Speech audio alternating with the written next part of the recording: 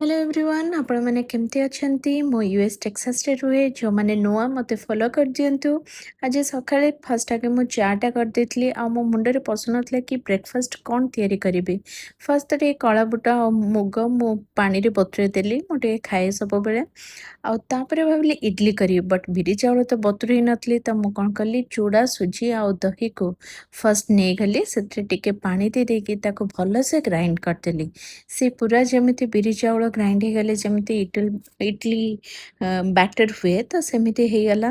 ତ ତାପରେ ତାକୁ ମୁଁ ବାହାର କରି ସେଥିରେ ଟିକେ ଲୁଣ ପକେଇଲି ଆଉ ଟିକେ ମୁଁ ସେଥିରେ ଖାଇବା ସୋଡ଼ା ପକେଇଥିଲି ସୋ ଦ୍ୟାଟ୍ ଫୁଲିବ ଟିକେ।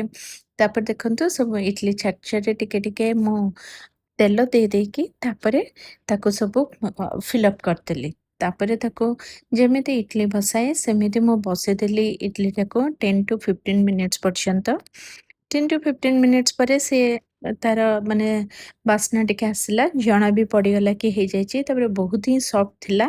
ମୁଁ ଟିକେ ନଡ଼ିଆ ଚଟଣି ବି କରିଦେଇଥିଲି। ଆଉ ତାପରେ ମଟର ତରକାରୀ ଟିକେ ଥିଲା ସେମିତି ଖାଇକି ଆଜି ସକାଳଟା ମାନେ ଯାହା ହଉ ହେଲ୍ଦି ବ୍ରେକଫାଷ୍ଟ ହେଇଗଲା।